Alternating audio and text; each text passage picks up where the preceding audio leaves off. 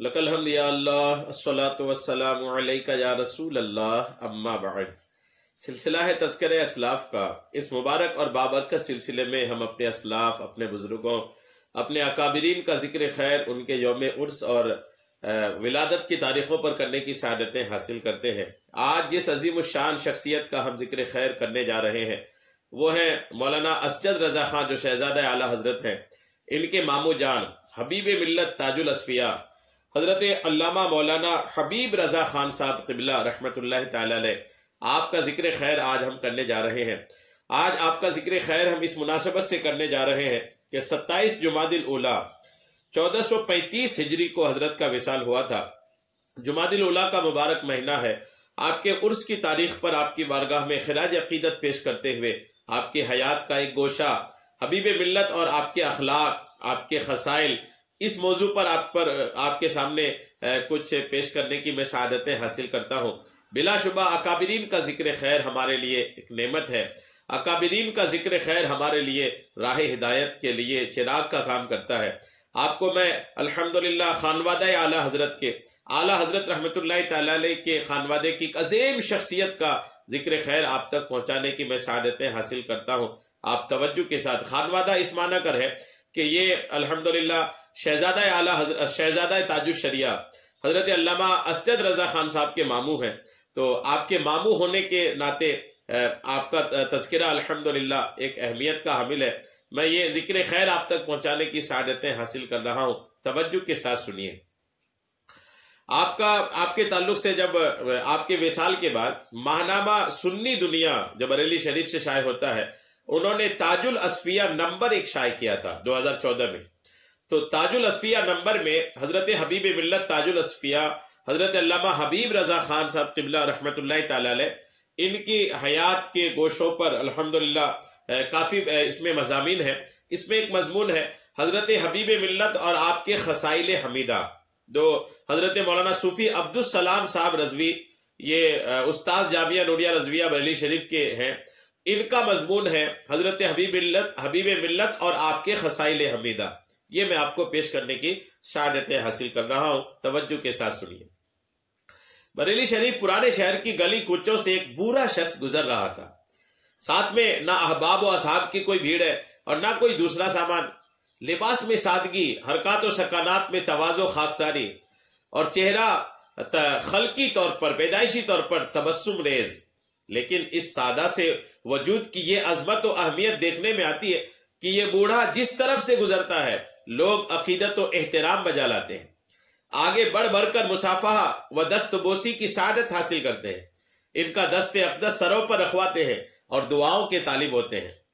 یہ بوڑھے شخص حبیب ملت حضرت مولانا شاہ حبیب رضا خان صاحب قبلہ ہیں، جو اعلیٰ حضرت عظیم البرکت امام احمد رضا رحمت اللہ علیہ کے برادر اوسط استاذ زمن حضرت مولانا شاہ حسن رضا صاحب رحمت اللہ تعالی علیہ کے نور نظر ہیں۔ امین شریعت حضرت مولانا شاہ سبطین رضا خان صاحب مدد اللہ العالی اور صدر العلماء تحسین ملت حضرت مولانا شاہ تحسین رضا صاحب رحمت اللہ تعالی علیہ کے برادر اصغر ہیں، علامہ تحسین رضا صاحب کے چھوٹے بھائی ہیں۔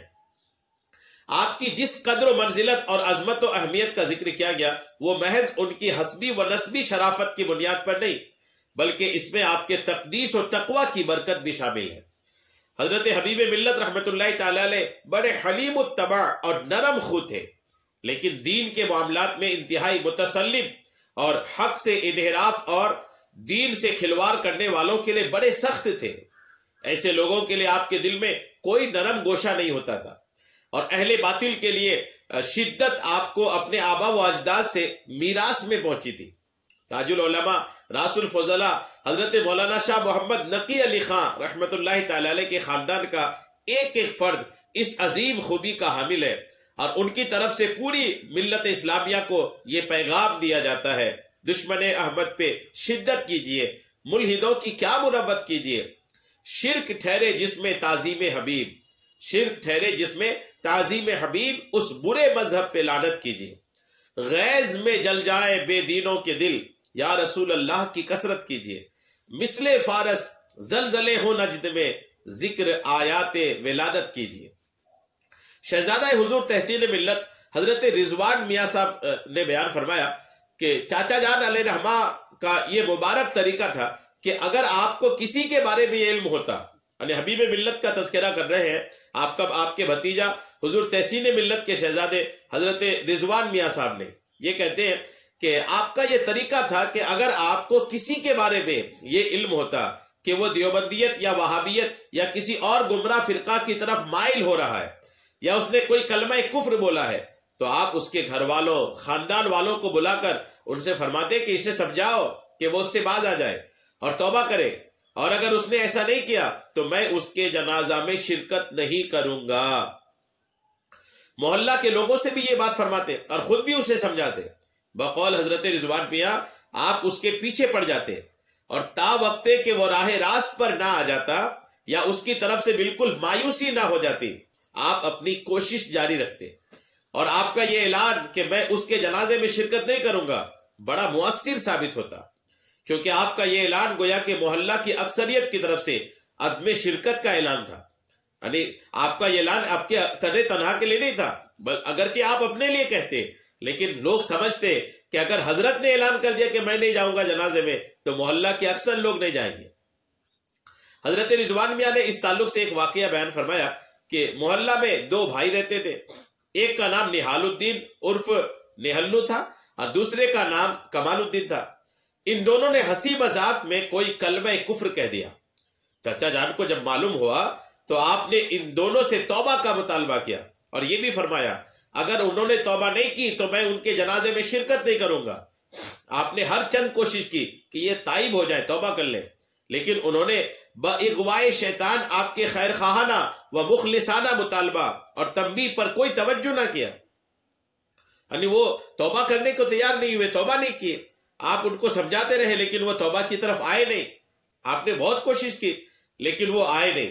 ان کی نفسانیت اور ضد نے ان کو توبہ سے باز رکھا، حتیٰ کہ جو نہال الدین تھا بغیر توبہ کیے ہی دنیا سے رخصت ہو گیا۔ حضرت حبیب ملت نے نہال الدین کے جنازے میں شریک نہ ہوئے اور نہ محلہ والوں نے شرکت کی۔ نماز پڑھانے والا بھی اس طرح میسر آیا کہ جنازہ رکھا ہوا تھا۔ معاملے سے بے خبر ایک طالب علم کوئی مسجد میں نماز ظہر پڑھا کر آ رہے تھے۔ اہل خانہ نے ان سے کہا کہ آپ نماز جنازہ پڑھا دیں۔ وہ باوضو تھے، انہوں نے نماز پڑھا دی، لیکن جب انہیں معاملہ سے واقفیت ہوئی تو بہت احساس ہوا۔ اس واقعہ سے نہال الدین کے اہل خانہ کو بڑی خفت ہوئی اور انہوں نے حبیب ملت سے ناراضگی بھی جتائی۔ حبیب ملت سے ناراضگی جتائی ان کے گھر والوں نے کہ ان کے گھر کے مرحوم کا یہ ہوا کہ جنازے کے لیے کوئی جنازہ پڑھانے والا نہیں، اور پھر یہ ہوا کہ گھر والے ناراض ہوئے۔ پھر جب دوسرے بھائی کمال الدین کا آخری وقت قریب آیا تو توفیق خداوندی ان کے شامل حال ہوئی اور انہوں نے لوگوں کو گواہ بنا کر اپنے کفری قول سے توبہ و تجدید ایمان کی، اور جس رات میں ان کی وفات ہوئی اس رات میں انہوں نے حضرت حبیب ملت کے پاس پیغام بھیجا کہ میں نے لوگوں کے سامنے اپنے کفر سے توبہ کر لی ہے، میں چاہتا ہوں کہ آپ تشریف لائیں تاکہ آپ بھی میری توبہ پر گواہ ہو جائیں۔ لیکن کسی وجہ سے آپ اس وقت تشریف نہ لے جا سکے اور صبح پہنچنے کا وعدہ فرما لیا، لیکن صبح ہونے سے پہلے ہی کمال الدین کا انتقال ہو گیا۔ حضرت حبیب ملت کی اصلاحی کوشش ان کے حق میں رحمت ثابت ہوئی اور وہ بے فضل ہی تعالیٰ تائب ہو کر دنیا سے رخصت ہوئے۔ حضرت حبیب ملت خود بھی کمال الدین کے جنازے میں شریک ہوئے اور اہل محلہ نے بھی کثیر تعداد میں شرکت کی۔ مرحوم کمال الدین کے بعد ان کے پوتے نے آپ کے دست مبارک پر بیعت کا شرف حاصل کیا۔ بعض لوگوں کا معاملہ یہ ہوتا ہے کہ اگر ان سے کوئی بھی یہ کہہ دے کہ فلاں شخص نے آپ کے بارے میں ایسا ایسا کہا ہے تو وہ تحقیق و تفتیش کے بغیر ہی اس کی طرف سے آزردہ خاطر ہو جاتے ہیں، لیکن حضرت حبیب ملت کا طریقہ یہ تھا کہ جس کی نسبت سے بات پہنچائی جاتی آپ خود اس سے دریافت فرما لیتے کیا تم نے ایسا کہا اور کیوں کہا۔ جب تک تحقیق نہ کر لیتے اس کی طرف سے کبیدہ خاطر نہ ہوتے۔ حضرت رضوان میاں نے خود اپنا واقعہ بیان فرمایا کہ میں ایک مرتبہ بعد نماز فجر والد ماجد علیہ رحمہ کے مزار اقدس پر فاتحہ پڑھنے کے لیے جا رہا تھا۔ میں نے دیکھا کہ کچھ لوگ چاچا جان کے دروازے پر دستک دے رہے ہیں لیکن اندر سے کوئی جواب نہیں آ رہا ہے۔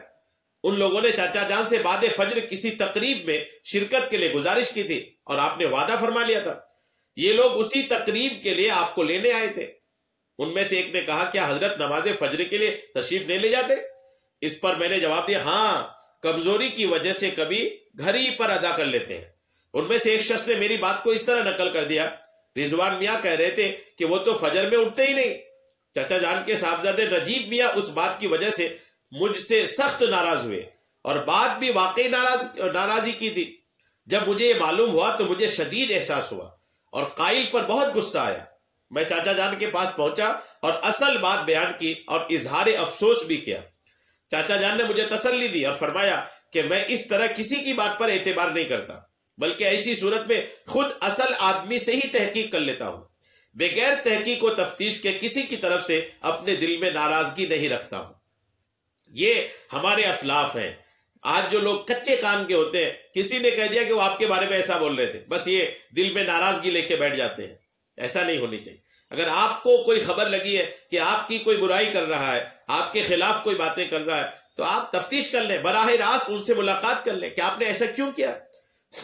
بلا وجہ یوں ہی سنی سنائی باتوں پر اعتبار نہیں کر لینی چاہیے۔ حضرت رضوان میاں نے بیان فرمایا کہ محلہ کے لوگوں میں کوئی نزاع واقع ہوتا، کوئی جھگڑا واقع ہوتا محلہ کے لوگوں میں، تو بہت سے لوگ حضرت والد صاحب رحمۃ اللہ علیہ کو فیصل بناتے اور آپ ان کے درمیان جو حق ہوتا فیصلہ فرما دیتے۔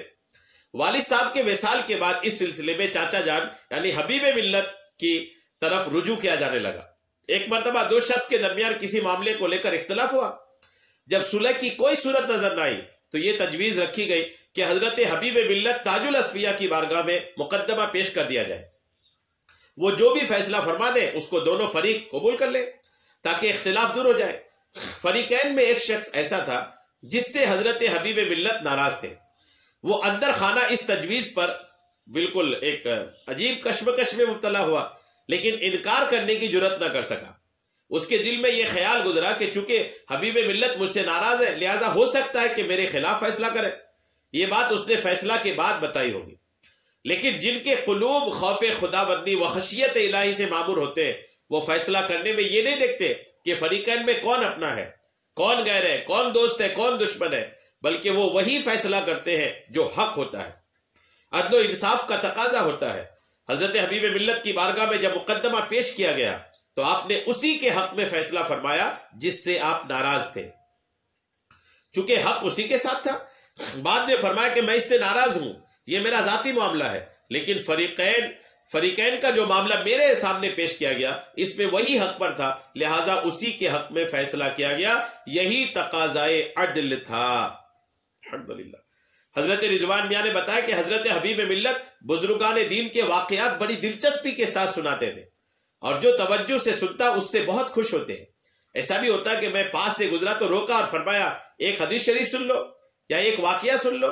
بالخصوص تاجدار اہل سنت حضور مفتی اعظم ہند رحمۃ اللہ علیہ کے واقعات بہت سناتے تھے۔ حضرت رضوان میاں نے بیان کیا کہ ایک مرتبہ میں نے چاچا جان سے عرض کیا کہ مجھے حالت نماز میں وسوسے بہت آتے ہیں، کوئی طریقہ بتا دے کہ تاکہ اس مصیبت سے نجات مل جائے۔ فرمایا قرأت اس طرح کرو کہ اپنا پڑھنا خود کے سننے میں آئے، اور قرأت کا مطلب یہ ہے اگر قرأت کی یہ صورت نہ ہوگی تو نماز ہی نہ ہوگی۔ دوسری چیز یہ کہ جو پڑھ رہے ہو اس کی طرف توجہ رکھو کہ کیا پڑھ رہے ہو۔ رضوان میاں کہتے ہیں کہ میں نے چاچا جان کی بات پر عمل کیا، بے فضل ہی تعالی وسوسوں کی کثرت سے نجات مل گئی۔ حضرت حبیب ملت کے تعلق سے چند روایات قلمبند کی گئی، ان سے معلوم ہوتا ہے کہ آپ کا کیا مقام تھا اور آپ کیسے اوصاف کمالیہ اور خصائل حمیدہ کے حامل تھے۔ اللہ تعالیٰ اپنے حبیب کریم رؤوف الرحیم علیہ الصلاۃ والتسلیم کے صدقہ میں آپ کو بلند مراتب عطا فرمائے اور ہمیں اپنے مقبول بندوں کی سچی محبت اور ان کی پیروی نصیب فرمائے۔ یا آپ نے تذکرہ سنا، خانوادہ اعلیٰ حضرت کی ایک عظیم الشان شخصیت کا تذکرہ سنا۔ اتنے عظیم الشان شخصیات ہمارے بیچ آئی، تشریف بھی لے گئی، ہم نے ان کے حیات میں ان سے فیض حاصل کیا نہیں کیا، حیات کے بعد بھی ہمارے پاس موقع ہے، ان کا ذکر خیر کریں، ان کی سیرت کو لوگوں تک پہنچانے کی کوشش کریں، ان کے اخلاق و کردار کو لوگوں تک پہنچانے کی کوشش کریں، اکابرین کا تذکرہ بغور سننے کی کوشش کریں۔ اور صرف تذکرہ، ان کے تذکرے سننے کا مطلب صرف تذکرہ ہی نہیں، بلکہ ان کے تذکرے میں جہاں اولیاء کرام صالحین کے تذکرے کی برکتیں حاصل ہوتی ہیں، وہیں پر ان کے تذکروں سے بہت کچھ سیکھنے کا ملتا ہے، بہت کچھ ان کے تذکروں سے رہنمائی حاصل ہوتی ہے، جینے کا انداز نصیب ہوتا ہے، طریقہ نصیب ہوتا ہے، کس طرح زندگی کے دن گزارے جائے، کس طریقے سے حیات گزاری جائے، یہ سارے رہنما اصول ملتے ہیں۔ تذکرہ سنا کریں۔ اللہ تبارک و تعالیٰ کی بارگاہ میں دعائے مولا جو تو اپنی رحمتیں تاج الاصفیاء حبیب ملت علیہ رما کے مزار پاک پر نازل فرماتا ہے، اس سے ہم سب کو بھی حصہ عطا فرما، آمین بجاہ النبی الامین صلی اللہ تعالی علیہ وسلم۔